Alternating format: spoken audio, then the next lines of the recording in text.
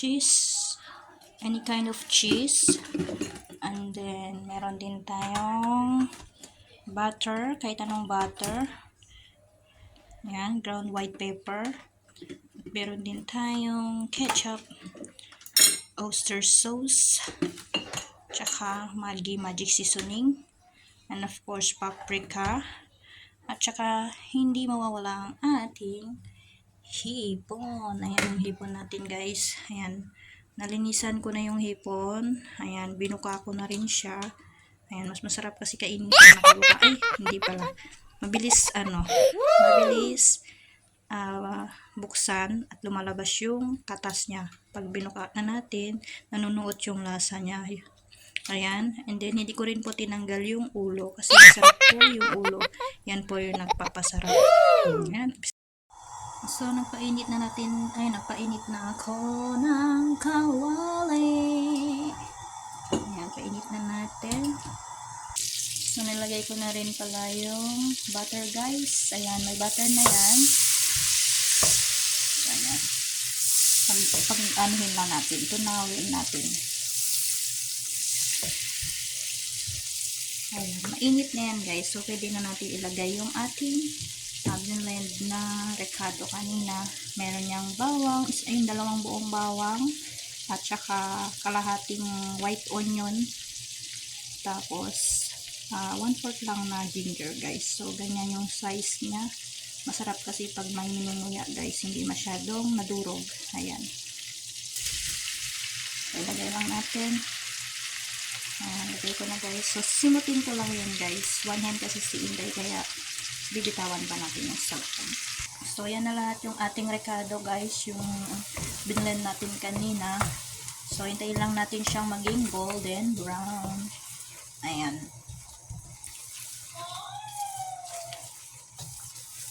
Step by step to, guys, para makita nyo kung paano ko siya lutuin. Binalikan ko, guys. Ayan. Medyo nag-golden brown na yung ilalim. So, haluin lang natin. Ayan, halo-halo ko lang siya para pantay po yung pagkaluto ng bawang natin. Ay, yung sibuyas at saka yung ating luya. So, ayan, guys.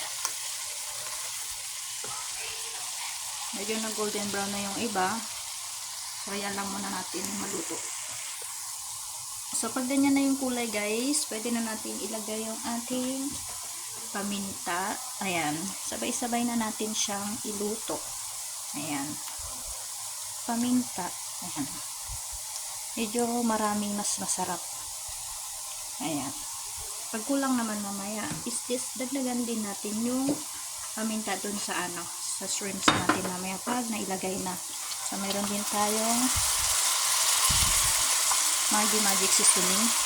Yan pa yung nagdadagdag lasa. Saka meron tayong paprika. Step by step yan, guys. Paprika. So, yan. Paprika. Tapos, meron tayong oyster sauce. Ayan, nilagay ko na rin yung oyster sauce, guys. Tapos, lagay din natin yung asukal. Lagay din tayo ng asukal. So, ayan, guys. Naglagay din tayo ng 2 kutsarang ketchup. So, yung asukal ko siguro 1/2 cup yun. Paprika natin 3 kutsara. Tapos, yung magic seasoning natin siguro nasa lang yun, guys. 4 na kutsara. Yan. So, halo lang natin para mag-melt yung ating sugar. So, yan, guys. Slow fire lang siya, guys, para hindi ma-rush yung pagkaluto niya. So, yan. Luto lang natin i-melt lang natin yung sugar, guys. So, ganyan lang siya, guys. And then, pag na-melt na yung sugar natin, guys, pwede natin ilagay na yung shrimps mamaya at yun din ang iluluto natin. So, ganyan siya, guys.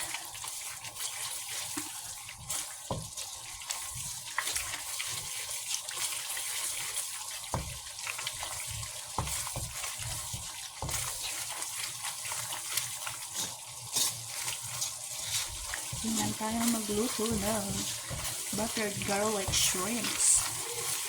So, halata naman na nag-melt na yung sugar niya, guys. So, ilalagay na din natin yung ating.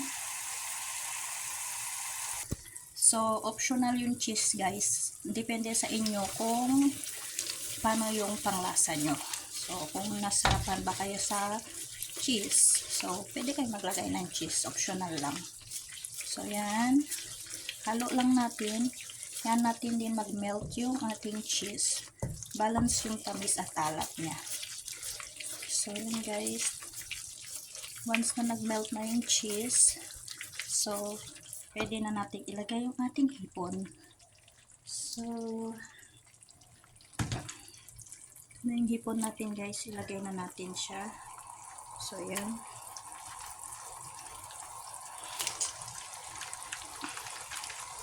Kasi may tubig yung hipon natin guys. Magtutubig pa yan. So, haluin natin. Ayan guys.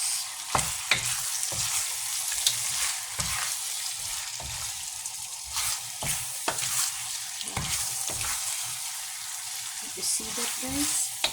Kita nyo naman. Diba? So, slow fire lang natin guys. Slow fire lang yan. So,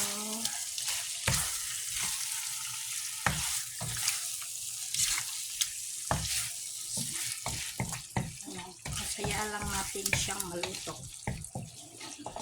Ayan muna natin siya. Ayan.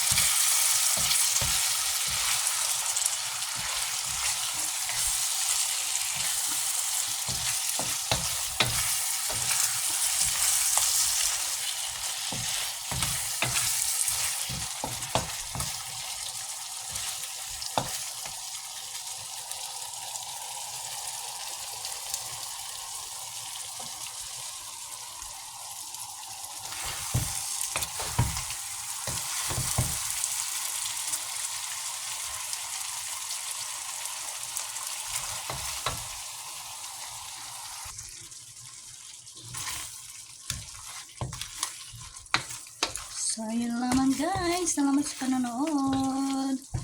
Sana may natutunan. Bye-bye. Thanks for watching.